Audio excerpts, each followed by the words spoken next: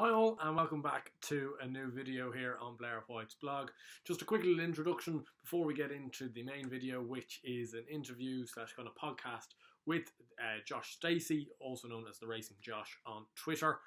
He's got a heap of followers, a great guy to talk to, and we cover some really good points. So I hope you guys do enjoy the video. In terms of these podcast sort of things, do get in touch.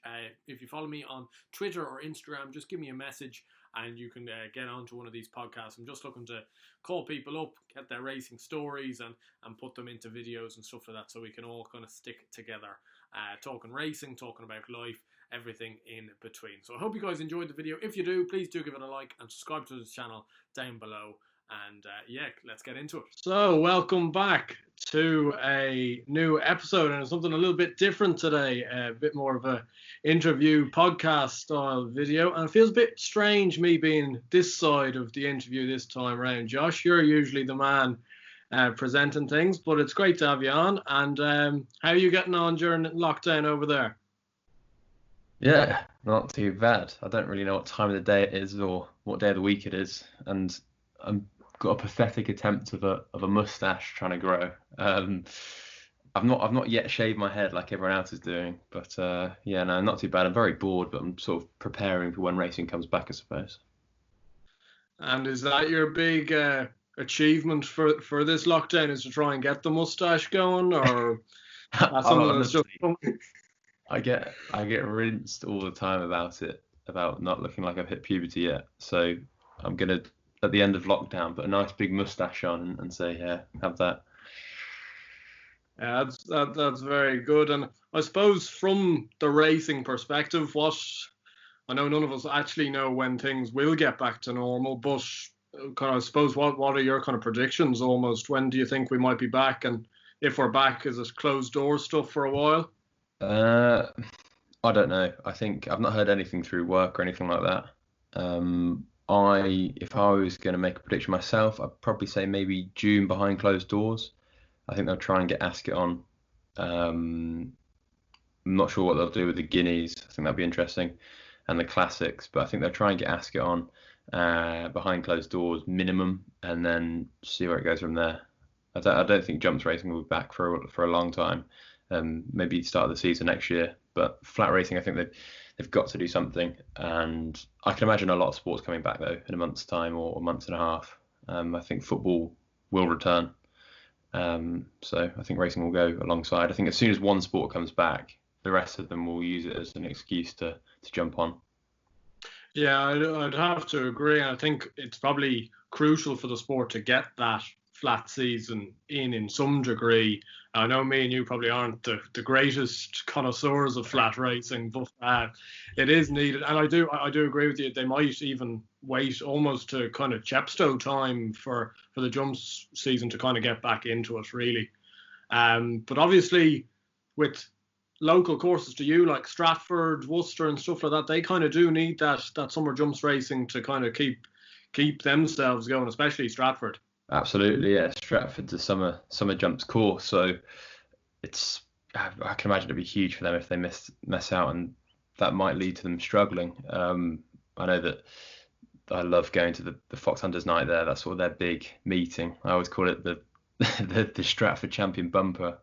One of the days, I think it's the day before, they've got a bumper and a Stratford Champion Hurdles, Stratford Champion Bumper, and yeah, it'd be a shame if we miss those. But honestly, I just hope it can get back to normality as soon as possible, really.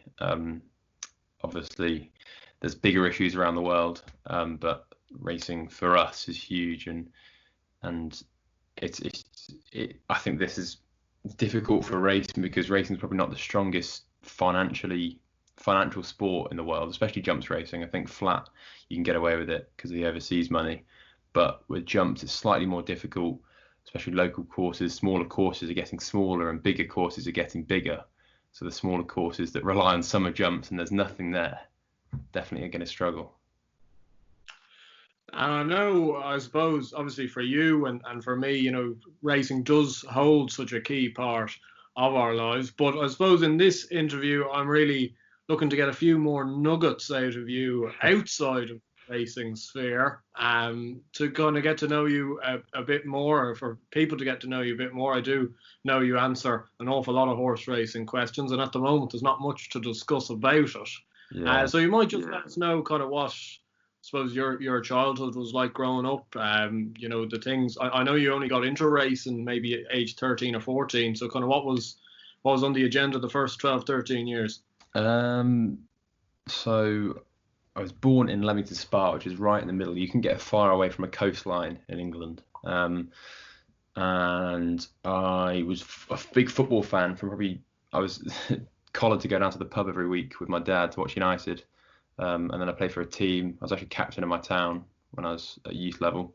Played a lot of football, and then sort of was fairly decent academically, I think. Went to secondary school, was good for the first 3 years. Last 2 years sort of checked it down the pan a bit. And then went to college and studied film, but it was sort of when I got into racing about 13, 14. I think it was a big shift for me. I don't know. I think it was, I was into racing, but I wasn't like into racing as my sole thing. And it was only sort of, I'd say 15, 16 where it became proper. So other than that, it was football. Absolutely love United. Love playing football, and probably drinking earlier than I should have. And I suppose, did you have those kind of classic aspirations as 11, 12-year-old that you were going to become a professional footballer, you're going to don the Man U top? Not really. I suppose the only goal I'd have had at the time, because my local teams were Coventry and Villa, and a lot of the people that I played with, and a lot of people that I captained, then went on to play for Villa and Coventry academies. So I suppose the only one I was really, I didn't have any sights to be a professional footballer, but I'd have liked to do that. And a few games when there were scouts there, I sort of be looking around like, I've got to put on a show here. And that usually ended up to an awful game. Yeah, no, I don't know. I definitely didn't want to be a footballer. I wanted to be a pilot actually, but the 2 years where I messed up at school probably cost me.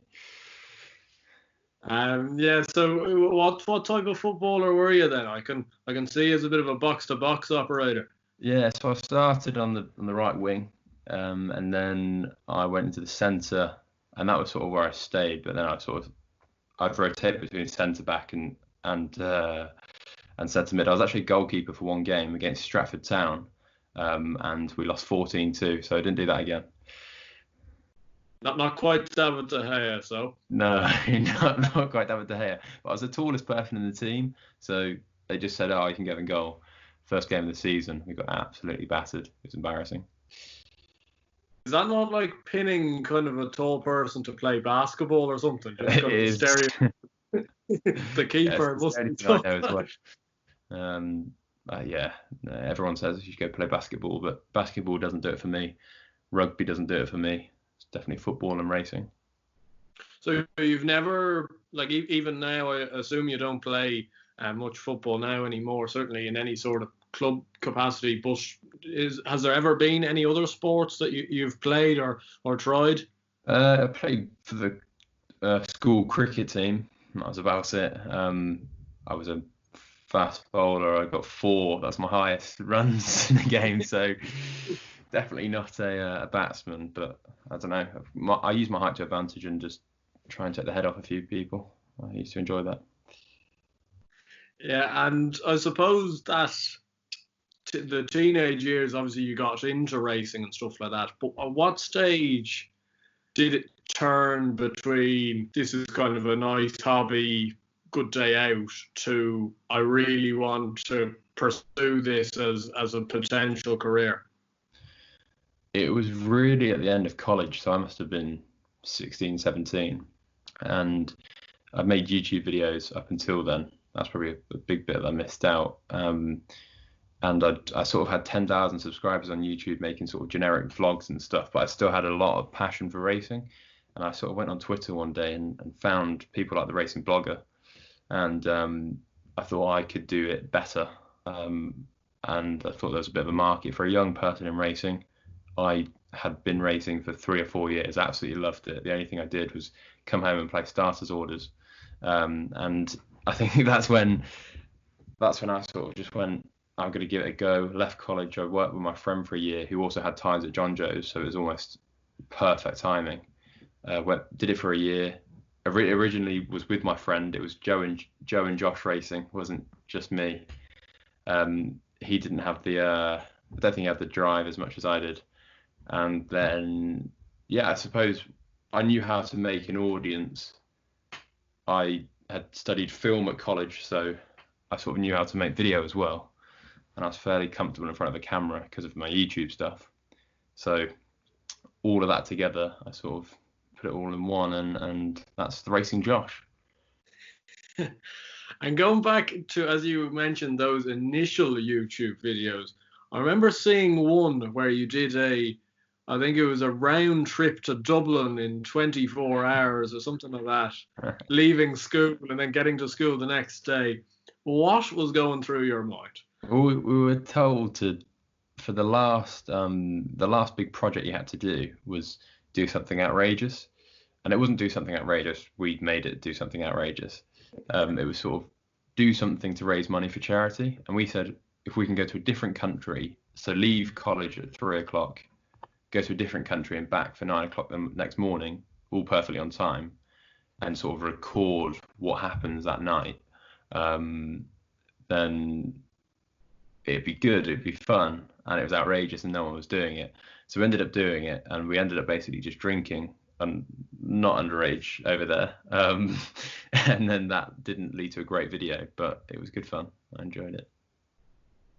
And going back to I suppose the influence for the racing videos, like you said that you saw somebody like the racing blogger. Like, I'd admit that before I started doing videos, I suppose he was kind of the only person that was kind of doing that certain kind of Twitter type video. And I suppose in a way I did get kind of my inspiration from his style. I suppose, what are your thoughts on Stephen and kind of the content he's producing?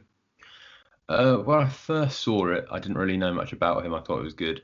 And then you sort of hear a few bits and bobs, whispers about things he's done in the past and stuff. And I didn't really understand what he was trying to achieve massively. I think people sort of claim that it's false, etc. And then sort of I just watched his videos. I didn't interact or anything like that for a while. And then I met him at Sandown, funny enough, and I went up to him and shook his hand.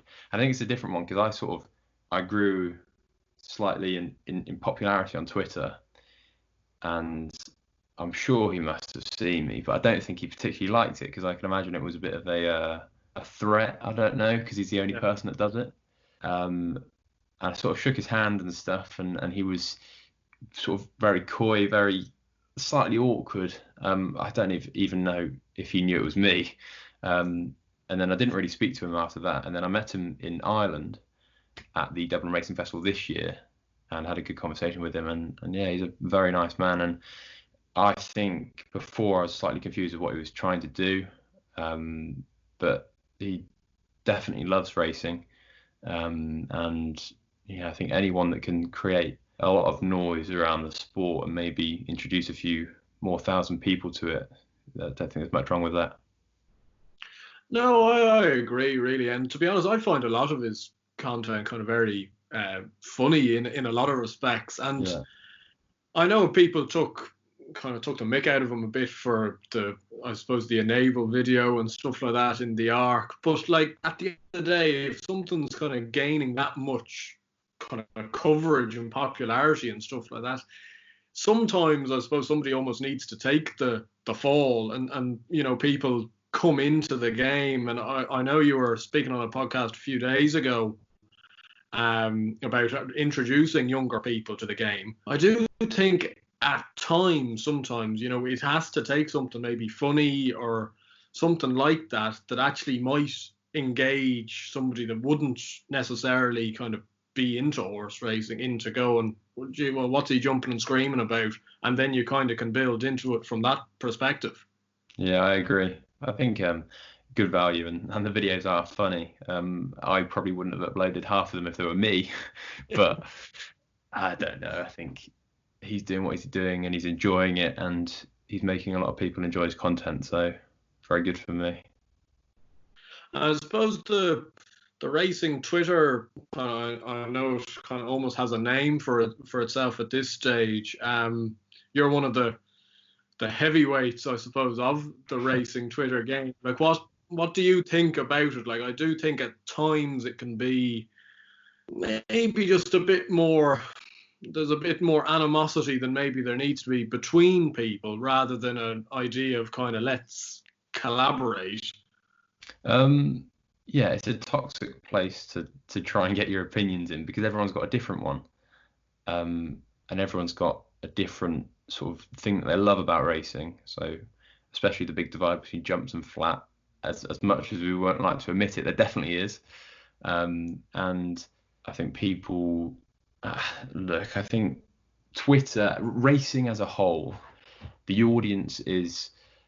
There's a younger audience, but probably the average audience, I'd imagine, is middle age, and people like that don't all the time know or understand like a joke if I'm doing one, like a youthful joke or etc. And people just can just read things differently, can't they, and interpret things differently. And I remember I put up that tweet about I'll take Cheltenham if it means the flat season goes. And that was just sort of a tongue-in-cheek joke. But the amount of abuse I got off that was huge. And people genuinely thought it was serious. And obviously it wasn't. But funny enough, it's sort of ending up that way. So I don't know. I think it's a very difficult place to constantly go on. And some days I just sort of put a tweet out and then just ignore it. I don't want to look at anything. But there's some characters on there that constantly wind people up, and I'm not a fan of those. But I think there's a lot of people on there that do just want to help each other out and understand that people are really trying to grow racing as a sport, especially online. And I think racing's probably lacked that. You see football channels like the United Stand. You see all the football YouTube channels, and they sort of build the profile of the clubs online as well, because they're interacting. People are seeing the latest transfer news. Everyone's getting excited. And I definitely think racing lacks that, but it's definitely growing. And I think there's a youthful spark in racing at the moment, and I'm very excited to be on it. Yeah, exactly. And I think it's just about trying to find maybe that balance of collaborating. I suppose as is, I suppose, the case with social media, there's always going to be a little bit of, I suppose, scrimmaging for the most followers or the most views, stuff like that. But at times, like like Jack Reeve, who you work with in the Racing Post and stuff like that, does great videos on YouTube with Norwich City, and kind of everything he does is promoting Norwich City. It's promoting the match day experience, promoting kind of the work done behind the scenes. And I just find that kind of extremely refreshing. And sometimes even in football channels, there's been issues with Arsenal fan TV and stuff like that. And I don't like kind of just the unnecessary hate, but like when it's used in that kind of constructive manner that, say, Jack and Talk Norwich City are doing, or the Villa View are doing and stuff like that, I feel racing, if they could kind of come to that sort of way where we're just constantly, no matter what's in between the lines, you're promoting the game. I think sometimes that gets maybe lost in some of the tweets and some of the arguments that can arise between people. Yeah, I think there's a lot of people that just have negative opinions tweet by tweet, and it's just so draining, and you're almost like they're trying to wind people up and they're trying to get a reaction, and that just ultimately sheds a negative light on the people that they're trying to react to, because then they have to retaliate. It all gets very silly. I'm quite one of those that sticks out of it unless I really feel passionate about it. So yeah, I think Jack is a huge credit to Norwich as well. I think Norwich City Football Club have sort of seen his content and have really sort of enjoyed it, and they've understood that all he's doing is helping the club. and I think they're giving him plenty of access and stuff like that. And obviously that boosts Jack and that boosts the club. So if racing can find a middle ground with that as well, and maybe with the sort of the big race courses and stuff and RMG to help maybe the smaller creators that are pushing the positivity, then there might be something in that as well. I think it works both ways. Exactly. I suppose that's a fair bit of racing chat there. Going back to your beloved Man United, which is your second love after racing, I suppose. Thoughts? Quite happy. Very happy. United are a team that were formidable, and I spent the first 5 years watching them of my life, winning trophies year on year out, probably first 7, winning year on year out. Had unbelievable players, and obviously Fergie left a big hole. No manager's really been able to go in and buy a proper set of players that he wants, and I think Ollie came in, he had that mad reaction, went downhill, but I think the players that he's bought have been fantastic, and I think the recruitment now has been better than ever. Daniel James for 15 million, he has made a good start to the season last year. He maybe struggled at the end, but for 15 million, you can't really. He'll play for us for the next 5-6 years regardless. Harry Maguire is a huge centre back for us. We sort of lack that physical presence, played in week out, a leader at the back. He brings that. Aaron Wan-Bissaka is the best defensive right back in the world. I'm not going to take any arguments with that. One-on-one, he's just brilliant, and I think even Jamie Carragher said that himself. And then obviously Bruno Fernandes has come in, and he's a bit of a special player. So we've got the foundations there now. I personally would like to see Pogba go. I just don't think he's very good for the club. And if he goes, then a certain maybe Jack Grealish might come in, which might be close to your heart, Andrew, Mr. Villa. Yeah, I'd like to see him in, and then maybe Jadon Sancho. That'd be the icing on the cake. And I think that team there is maybe in years before, in a couple of years ago, we've probably been good enough to challenge for the title. But Liverpool and City are so superior that it's almost making it impossible. But I think that's definitely a big step in the right direction. And if one of those two teams did slip, I think we'd be right there. Yeah, well, unfortunately, as you mentioned, it looks more and more likely that a move for Jack Grealish away from Villa seems kind of what it's going to be. The only thing I'd put to you is, from certainly my view of Grealish at Villa, and he's a much better player behind a striker. And I just think at the moment, I didn't know much about Bruno Fernandes before he came to Man United, but I saw them a couple of times play while he's now come in, and I think he's been probably the most influential signing they've had in recent years. But is he not playing the exact type of role that you'd expect Grealish to play? Yeah. And the reason he is, and I sort of look at it and go, why on earth are we buying Grealish, who's probably the same, not the same player, but he plays very similar game. But that excites me because it's not something United do. We sort of buy a first team player to play and to have a specific position. You know exactly what we're going to get with him. And the fact that we're signing Grealish, who we're not really sure is going to fit in. We're sure he'll probably fit into the club. He's got a great attitude on the pitch, but we're not sure that he's going to have to start every week. And to have a player of Grealish's calibre, who I think is very, very good, should be in the England team for the Euros next year, on the bench or even just as a squad player that can come in, do a job here and there, and then start most games. You'd expect him to start most games. And maybe down the line have that Pogba role. I can't see Pogba being at United for more than 2 years. Maybe this season, but I definitely think he'll go next year. And then maybe inheriting that Pogba role when he goes, a bit more disciplined, slightly further back in the pitch, and seeing him being creative from there, I think it'd be very exciting. I suppose the thing with this United team, though, as the names you're kind of calling out, and you add even, Rashford and Martial to that, a lot of young players. And I'm not a massive fan of Man United, but I do think they get a lot of stick for kind of giving stick of reason, really. I think an awful lot of people have such bad memories of Man United winning everything that they can't kind of give them a break at all. But I look at it now, I'm still not convinced about Ollie, but I do look at the squad and go, it's not far away from actually something clicking. I agree. De Gea is a good keeper, but Henderson can come in and do a job. If you look throughout the whole team, there's layers. You've got Shaw and Williams on the left, Maguire, Bailly's a top player on his day, Lindelof, Tuanzebe, Wan-Bissaka, Dalot. You look at the team and even the midfield, you've got, if Pogba's not played with Bruno yet, that could be an unbelievable click if it works.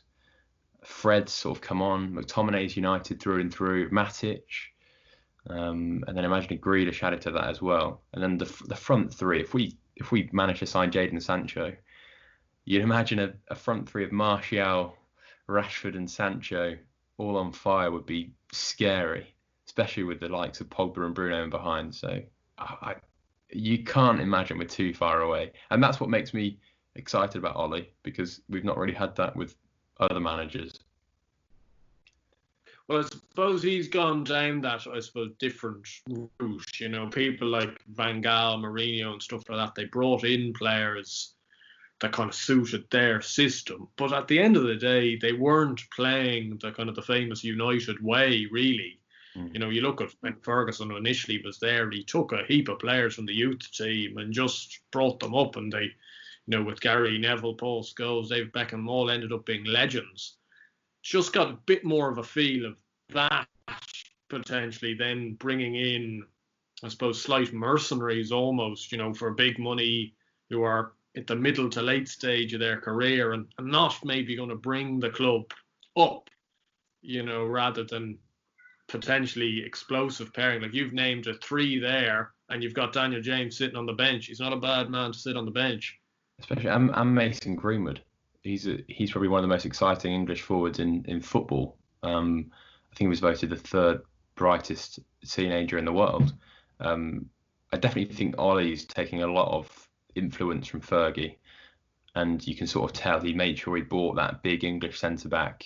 A lot of the players have been dubbed Brexit players because they're obviously British, but like it's a real Fergie. Like I could imagine sitting here now if Fergie was still in charge, signing a Daniel James, because he used to pick players from the Championship that were probably quite slightly too good for teams in the Championship, British that worked hard. Sort of Alan Smith springs to mind and stuff like that. So I don't know. It's a very, I think we're moving in a bit of a Fergie time. I'd imagine Fergie will have something to say to Ollie. I think they'll be in good communication, and I think we're buying players that would have bought, like we're linked to Harry Kane, for instance. That's a real Fergie signing. We were linked to every big English player at the time if they're in the national team and doing well. We might not have him. I don't think we're going to get him. But just the fact that we're linked to players like that, Jadon Sancho is probably the brightest English spark going. That's a real Fergie thing to do. We signed Rooney, who at the time was a bit of a Jadon Sancho. He's the big English young player. Ronaldo, when we signed him, was the big young wonder kid. And it's exciting that we've done that, because in the past, all the teams around us have done that. So you've had I'm still jealous of Phil Foden. I think he's a brilliant player. But even we were in for Eden Hazard when he went to Chelsea. And I know Fergie was still in charge then, but he was sort of coming to the end of his reign. And everyone knew the writing was on the wall with Eden Hazard. They knew he was a brilliant player. On every game you played, he was right at the top at the end, 4 or 5 years down the line. And he developed into that player that everyone expected him to.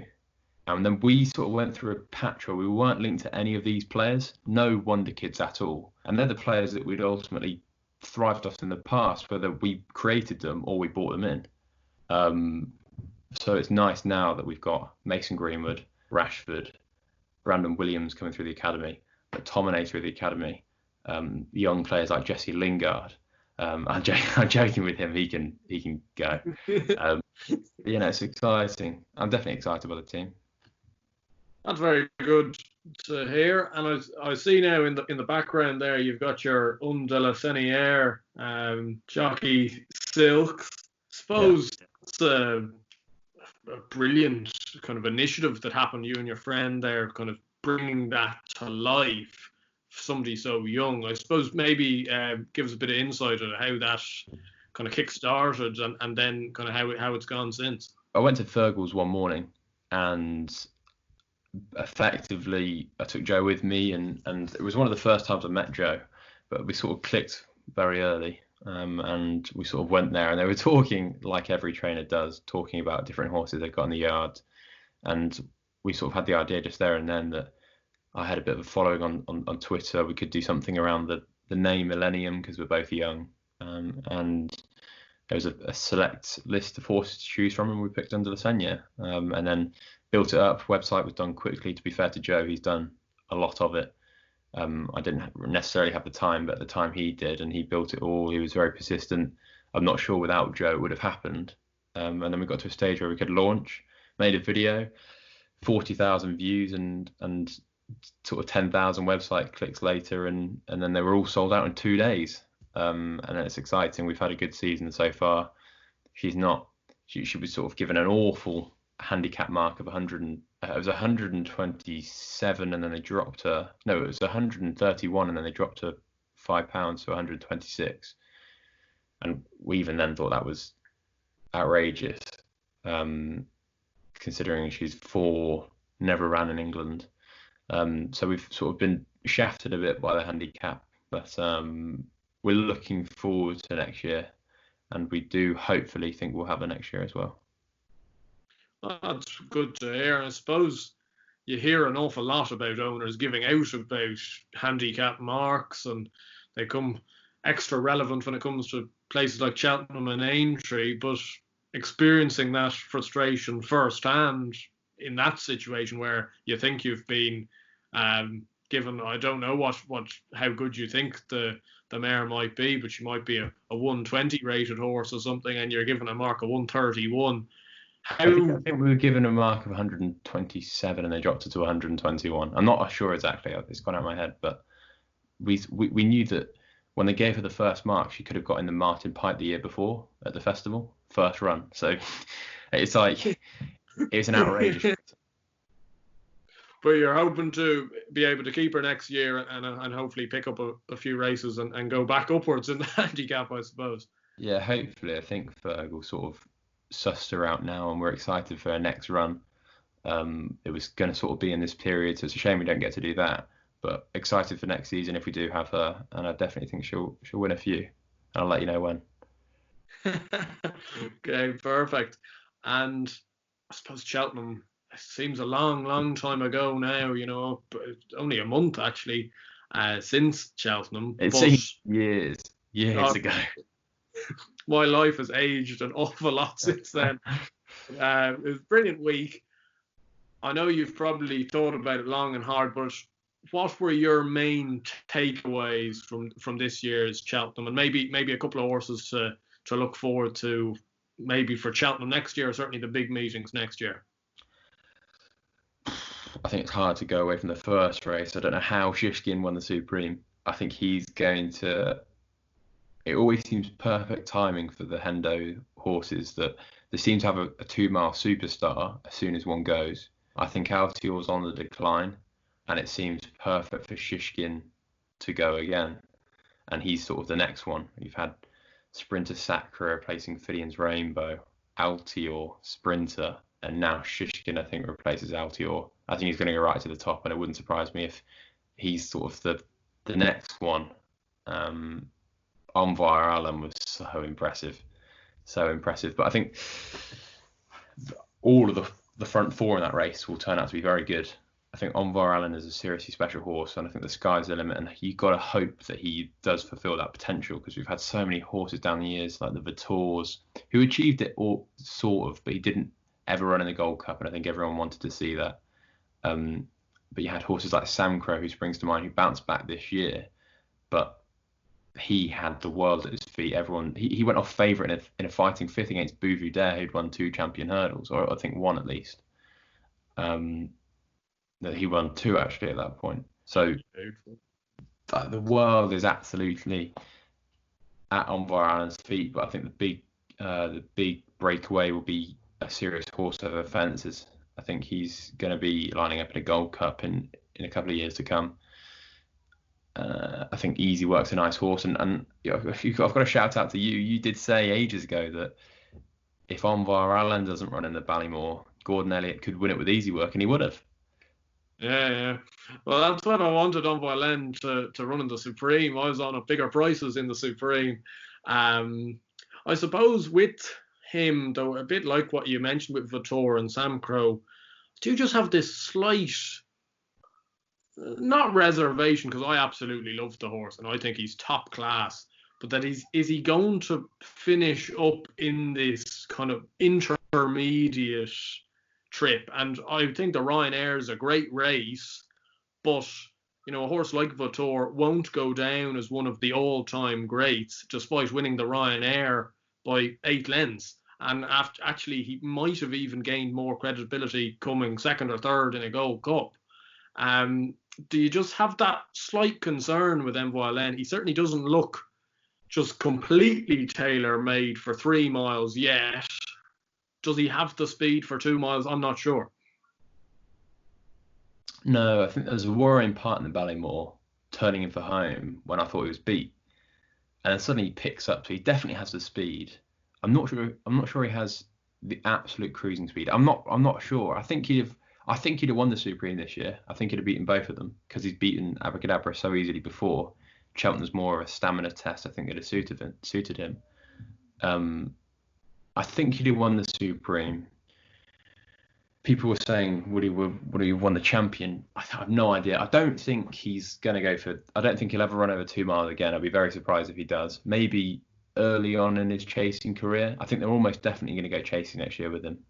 I think he will be aimed at the Marsh, but it wouldn't surprise me if Gordon tests his trip next year. I think he's going to go to 3 miles maybe at some point, or at least 2.6 or so, and really sort of see how he is. It's going to be fascinating. I think he's capable of winning at 3 miles, and I think he's going to prove he's a real stayer in the past because he's got staying pedigree. So hopefully, you can only hope. If he's anywhere near ability over 3 miles that he is currently, he's going to be an absolute machine. Yeah, exactly. He certainly looks it. And you mentioned there the Champion Hurdle. It's one of these races that I suppose hasn't gotten maybe the biggest amount of credit that I think she deserved, because I wasn't even a massive fan of Epatante going into the race. But all I keep hearing is negativity after her absolutely bolting up in a Champion Hurdle. I think I've heard some people going on that if Honeysuckle or Benny the Jew had run in the race, she'd have beaten them. I think Epatante would have beaten all of them, to be honest. I thought she won proper easily. It was just vintage Barry Geraghty, that kind of sitting on the snaff coming down to the last, one big jump and away you go. And I know a horse like Goshen was going to be an incredible winner of the Triumph Hurdle, and I think he could be an incredible horse. But the fact he is the same price for the Champion Hurdle next year as Epatante kind of blows my mind. Agree. He was very impressive, but you've got to see him. I'd imagine they'd go maybe a Kingwell Hurdle with him, and then into a Christmas Hurdle. I think they're definitely going to try and keep him right-handed for as long as possible. Even though he suited sort of going left-handed more, he jumped a lot better. You need to see him really kicking on next year. If he can win the Christmas Hurdle, because you'd imagine he'll be up against Epatante again in the Christmas Hurdle. That's going to be the first match of the season on this side of the water, hopefully. But Epatante was so impressive. I've watched that race back a couple of times, and Charge is a 162 rated horse going into the race. Epatante was no mug. Obviously, she had the £7 mare's allowance, but I'd imagine she'd be first string JP next year. We've got no idea how Bividaire is going to come back if he does.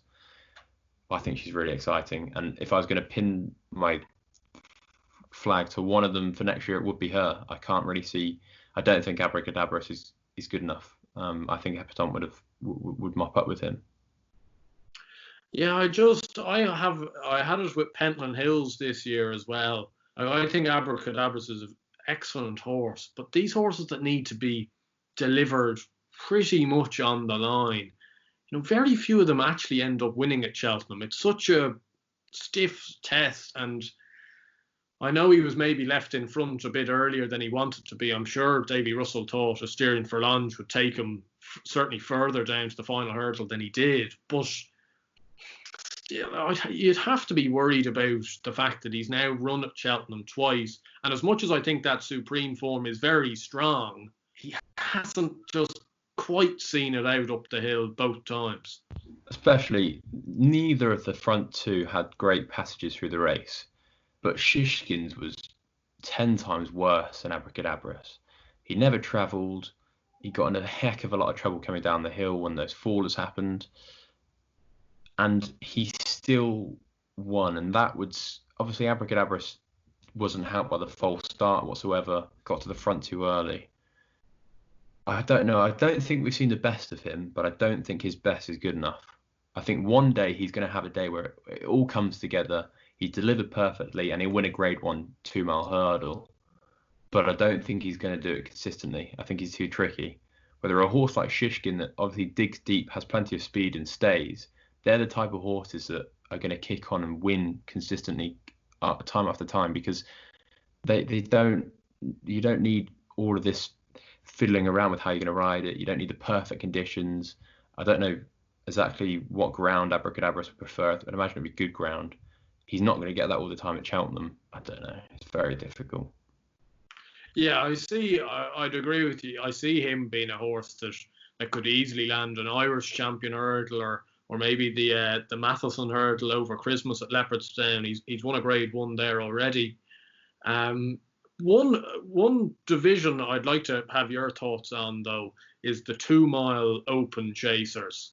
Because for me, the champion chase, obviously, this year was in a lot of respects a very, very unsatisfactory race. Politolog's an excellent horse, but in real terms, you kind of don't think he should be winning a champion chase. And obviously, Jeffy DeSoy ran very flat. The other two big guns didn't run at all. You look forward to next year. Altior is going to be 11 come Cheltenham next year. Chacun Pour Soi is obviously an extremely fragile horse. Jeffy DeSoy just struck me as a horse that needs 2.5. And I thought the Arkle was one of the weakest races of the whole week. So I don't know kind of where that leaves us with the 2-mile chasers. I think you've hit the nail on the head.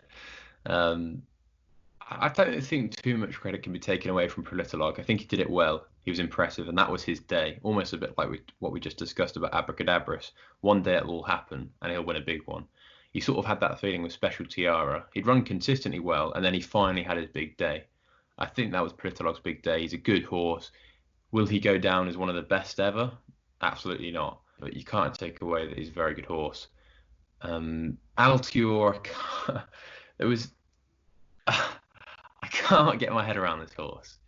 I've never really liked him, and then I do like him, and then there's doubts about his speed. He gets beat by Surname. I fancied Surname that day, and then he comes back in the game spirit. You see the spark again. You go, Altior's back, and he's the horse that you're most worried about going into the champion chase. Then he doesn't run, so we'll never see if he'd have won it this year. You'd imagine he probably would have. But then next year he's a year older. There was speed doubts this year. There's going to be even more next year. You've got horses like Jeffy DeSoy who just didn't turn up in the champion chase. He's a far better horse than that. He's proved it in the Schlur when he beat Politolog. He's proved it in the Tingle Creek, the Clarence House. He just wasn't there that day. He's still hopefully a cracking horse, and hopefully he doesn't go off the boil sort of when he did after his 4-year-old season. Chacun Pour Soi, immediately watching the champion chase, I thought, how far would he have won that? He'd have absolutely mopped up with it if he turned up on the day. And he's the one I'd be looking at next year with. I think if he has a better preparation, he'll beat any of the novices. I don't think they're anything special. He's the best of the Irish. Jeffy DeSoy is going to have to turn up and bring his A game. Altior is going to be a year older. Chacun-Pour-Soi might have a year's more experience, because he's not that experienced over fences. It wouldn't surprise me if a Plutard went for it. Yeah, I was disappointed with that Plutard's run, I must say.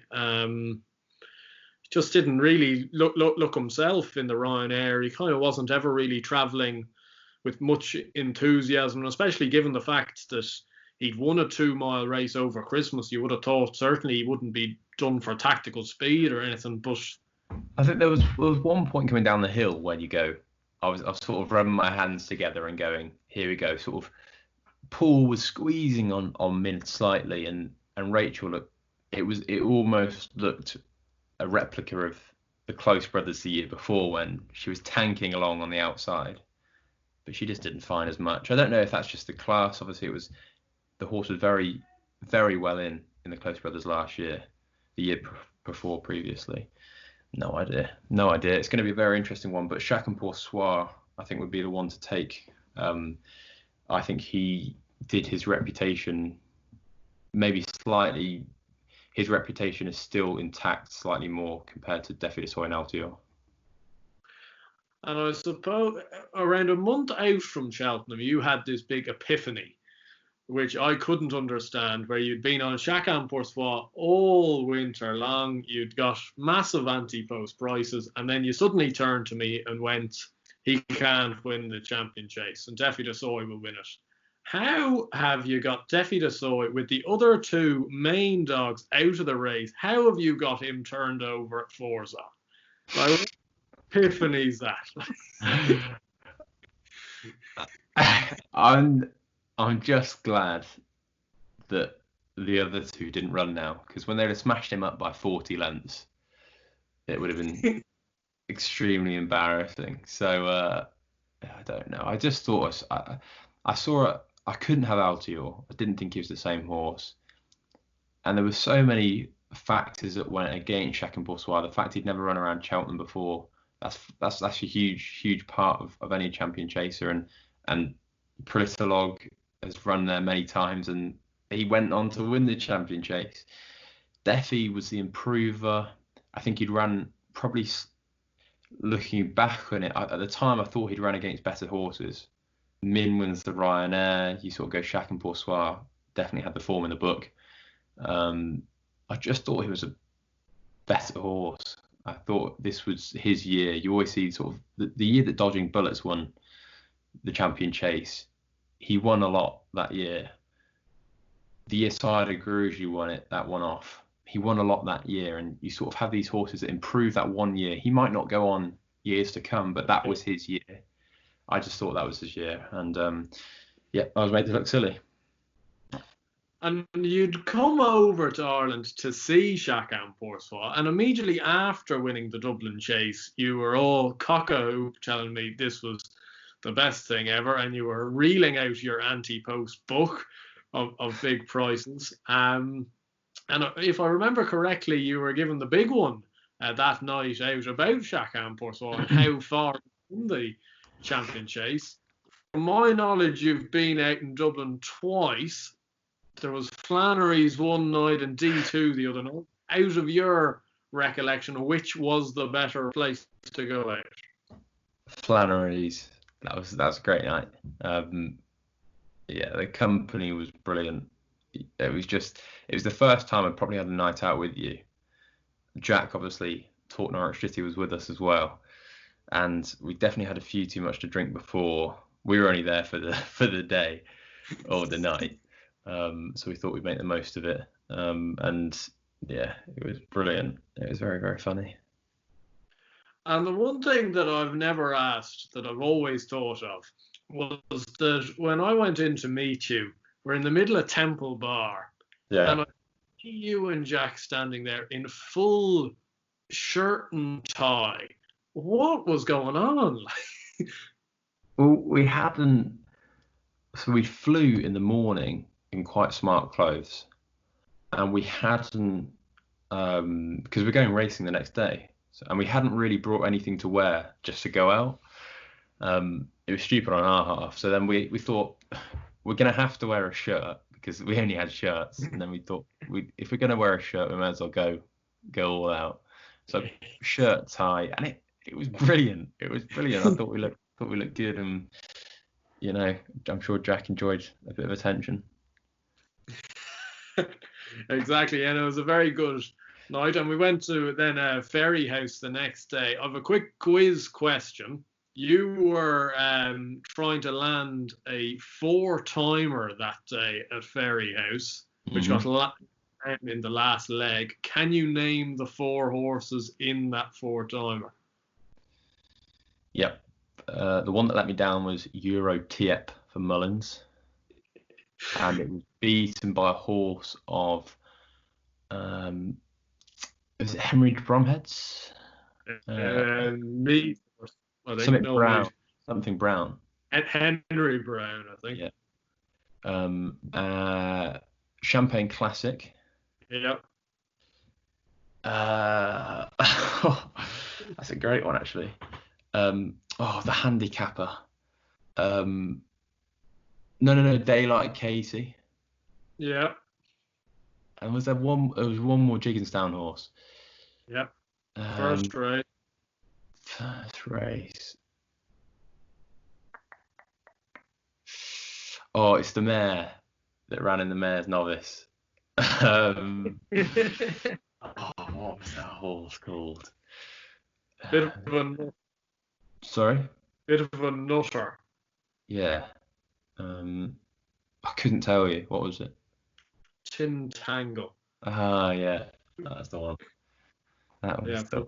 It's good knowing Euro TF. Well, I didn't think you'd be getting that one, but I remember that heartbreak because he came tanking. Yeah.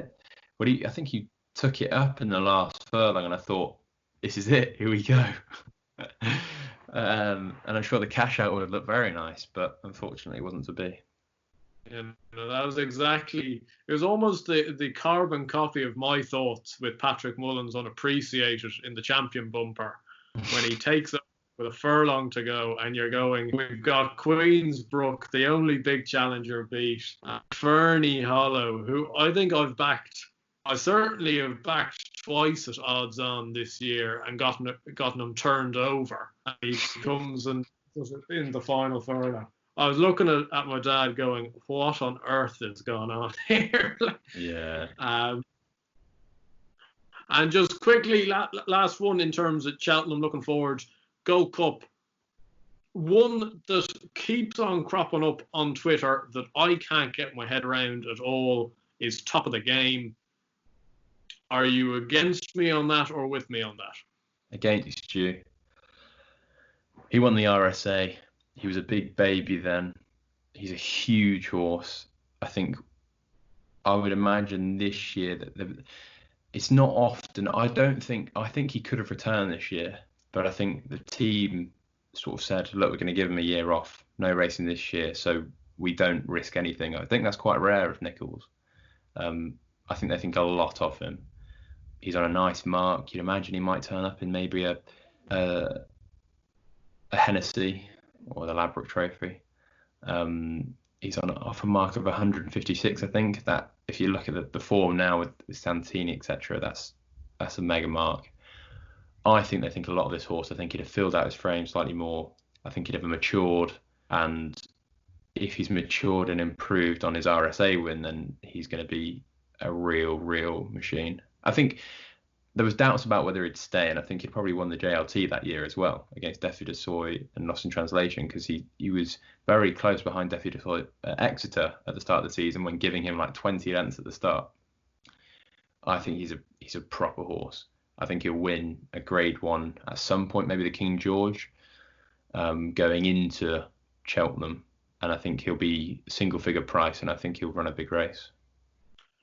And my only, I suppose, thing against it is how can you legislate, I suppose, for him getting stuffed by 7 lengths by Lost in Translation over 3 mile 1 at Aintree.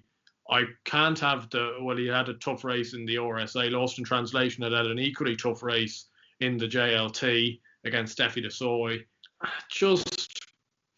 I have Lost in Translation down as slightly below Gold Cup I know he ran the Gold Cup winning class. Sorry, I should reword that because he ran a storming race.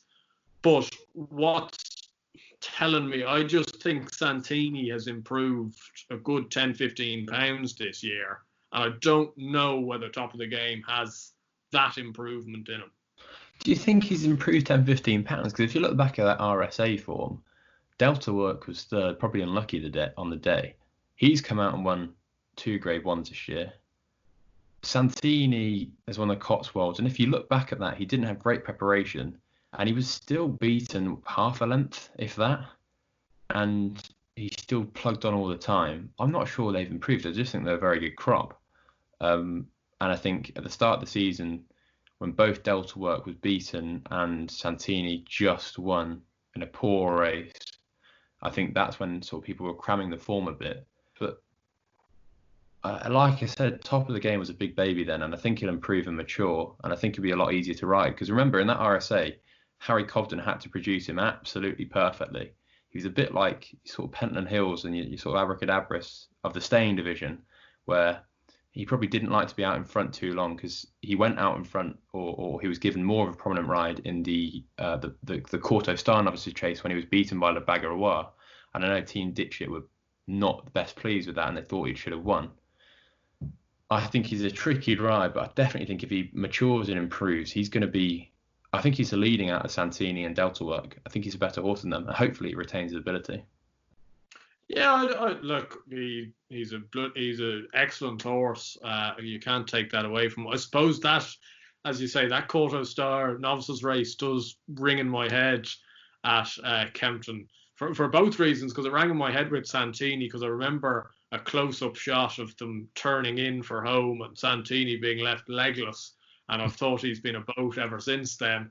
And top of the game, I was all over him that day, and I was almost counting the cash going down to the last, and he showed quite an unwilling attitude, I thought, that day. Now, maybe, as I say, maybe he's just a horse that needs to be cajoled into it, and with the frame of him, you'd expect there to be a better horse down the line. So just to wrap up here, Josh, I'm going to give you a few quick fires now.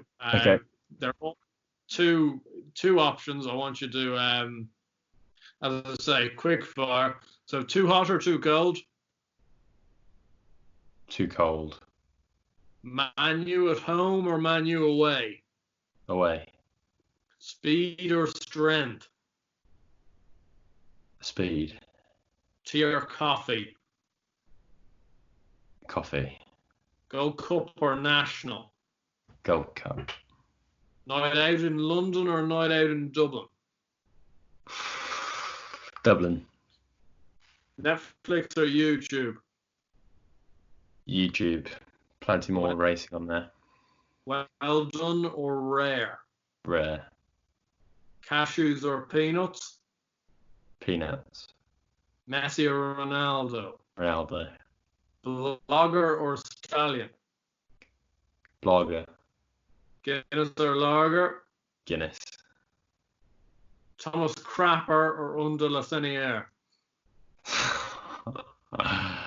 Thomas Crapper. Hot dog or burger? Hot dog. And cinema or bowling? Racing. Interesting.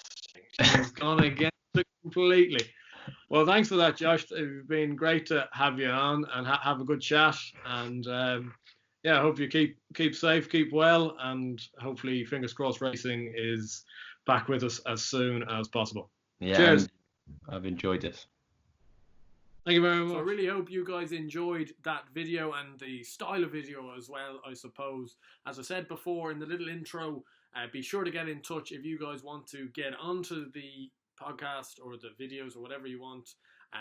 Do get in touch on Instagram or on Twitter. Follow me on either. The links are in the description, and we'll do our best to get you on as soon as possible. So until next time, I hope you guys did enjoy it, and if you did, do like and subscribe, as I said before, and I will see you guys on the next one. Cheers.